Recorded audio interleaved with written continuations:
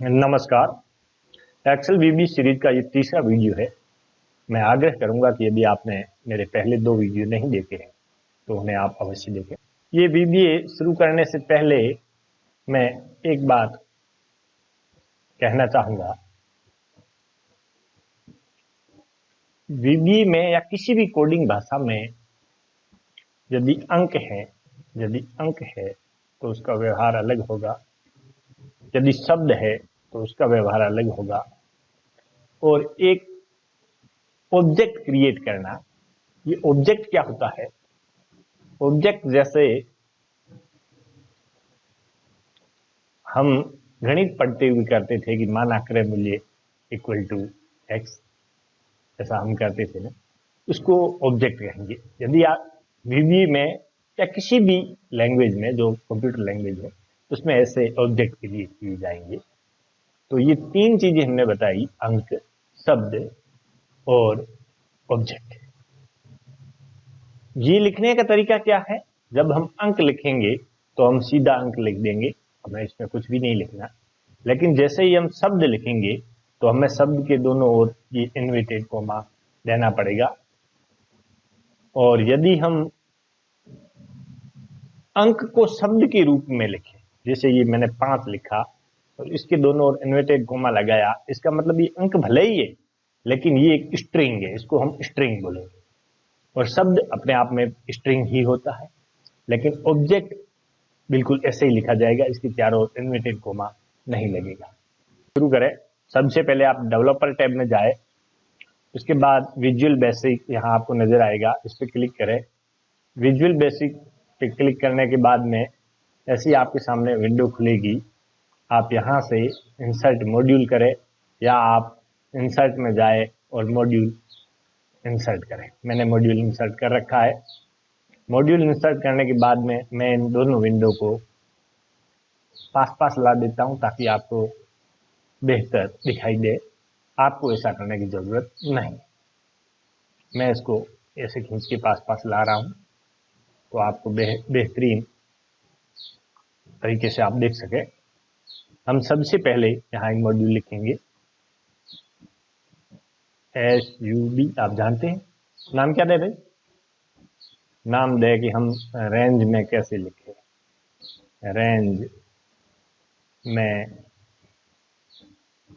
लिखना,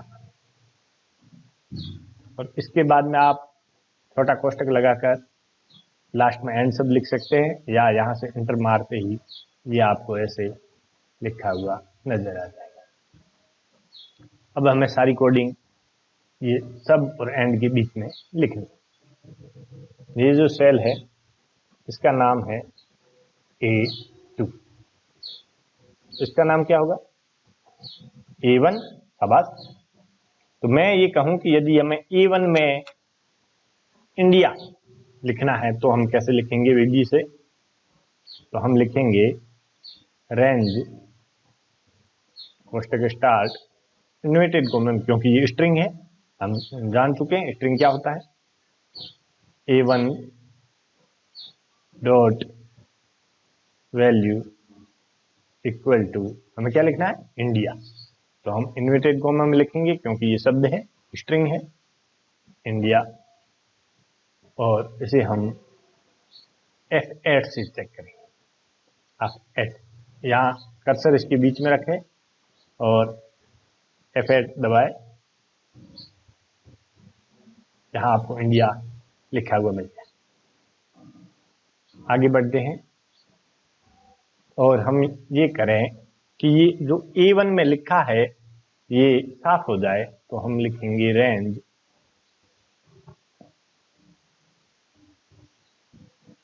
A1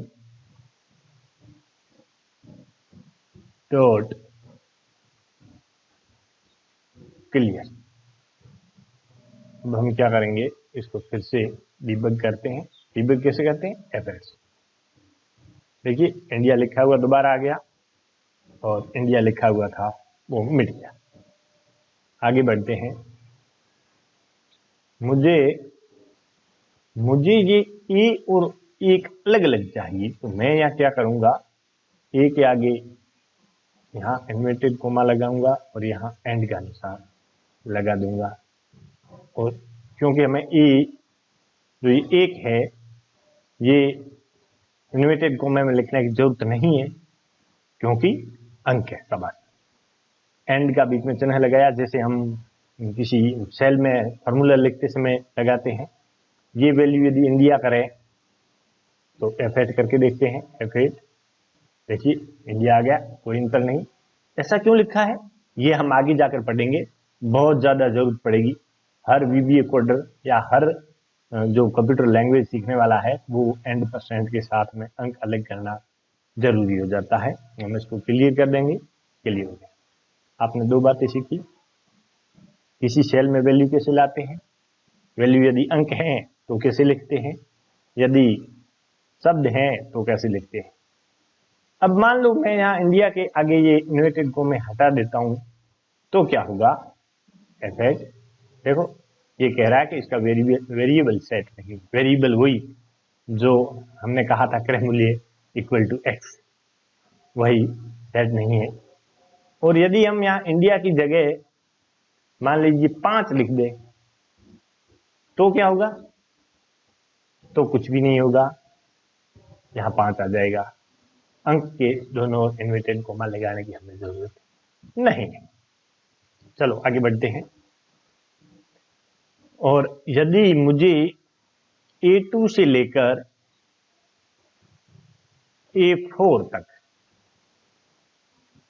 A2 से लेकर A4 तक इन सारी सेल में मुझे कुछ अंक लिखना है, मान लो मैं 5 लिखूं तो मैं कैसे लिखूंगा। तो मैं इसी को वापस काट देता हूं,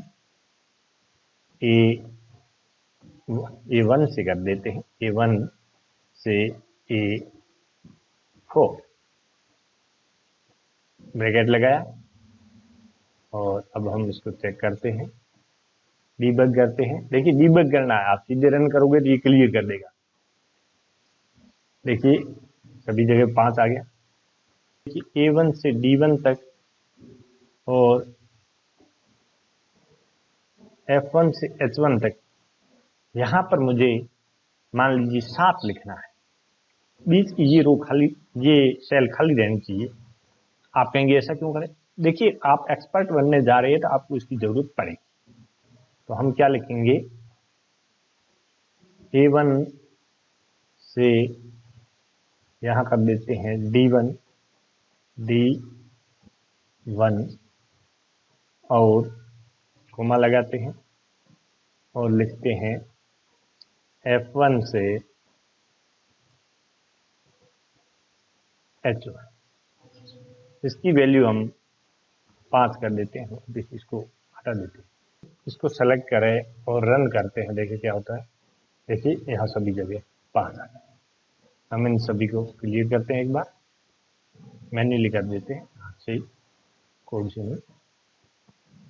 अब मैं आपसे ये कहूँ कि मुझे लिखना है रेंज A1 से D1 dot value equal to 2। गलत लिखा है मैंने, आप जानते हैं क्या गलती की। हाँ जी हाँ, इन्वर्टेड कोमा नहीं लगाया मैंने, यहाँ से इन्वर्टेड कोमा लगाया और यहाँ पर मैं इन्वर्टेड कोमा लगा देता हूँ। ये क्या करेगा, ये देखिए मैं इसको रन करता हूँ तो इसने A में 2 लिखा, A1 में, और D1 में भी इसने 2 लिखा। अब एक दूसरी बात करते हैं कि मैं यहाँ भी इन्वर्टेड कोमा लगा देता हूँ और यहाँ भी लगा देता हूँ और अब रन करता हूँ तो क्या होगा। देखिए इसने वैसे ही व्यवहार किया जैसे ये दोनों बीच में हटा के हम कोलन लगा देते थे वैसे।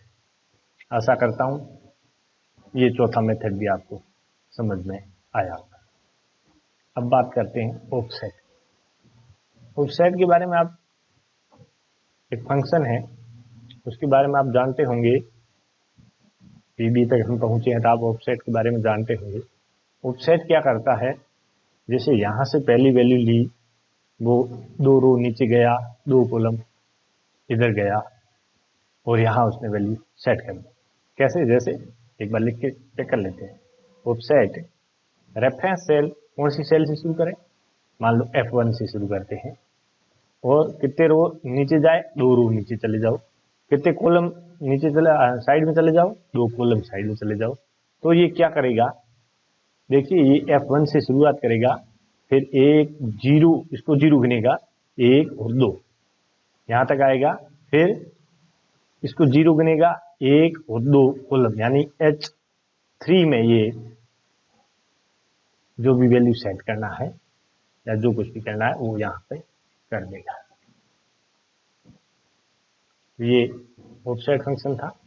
इसी प्रकार हम ऑफसेट के द्वारा यहाँ वैल्यू लिखते हैं, जैसे रेंज A1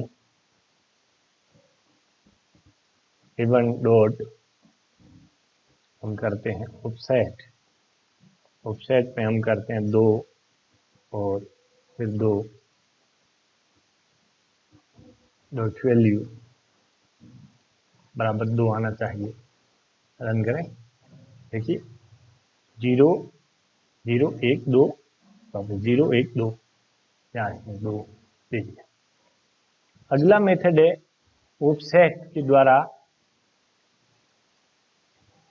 बहुत सारी रो में लिखना।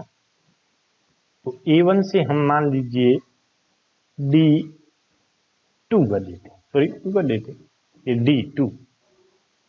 अगर यहाँ करूंगा तो क्या होगा? A1 से ये D2 यहाँ तक, यानी ये यहाँ से यहाँ तक करेगा। लेकिन करेगा कहाँ पे? 0 1 2 फिर 0 1 2 यहाँ से ये, यहाँ से यहाँ और यहाँ से यहाँ तक ये ऑफसेट वैल्यू भर देगा। कैसे? जैसे पहले इसको हम करने के लिए ये सारा मिटा देते हैं और यहाँ से हम रन करते हैं, देख रहे हैं ये ऑफसेट के द्वारा इसने कर दिया। अगला एक मेथड है नेम मेथड। आप रेंज का नाम देना तो सीख, एक्सेल में आपने नेम रेंज देना सीख लिया होगा। फॉर एग्जाम्पल मैं यहाँ से यहाँ तक सेलेक्ट करता हूँ और इसका यहाँ नाम लिख देता हूँ माई से, एंटर मारते हैं और यहाँ हम लिखते हैं कि रेंज माई सेल, इसको भी इन्वर्टेड कॉमा लिखना है, dot value equal to 7। Run करें, देखिए नेम रेंज में भी सारे कॉलम भर दिए। ऐसा है आपको विभिन्न सेल में ये भरना सीख गए। ये जो मैंने 7-8 मेथड बताए, आप इसको प्रैक्टिस करें, बार बार करें। एक बार जब इसमें आप पारंगत हो जाएंगे तो मैं कल वीडियो और डालूंगा। अब बहुत कम बातें रहेंगी, भी आप लगभग आपको आ गया। यदि आप ये चीज सीख गए हैं तो मान के चलना आप बहुत दूर नहीं। धन्यवाद।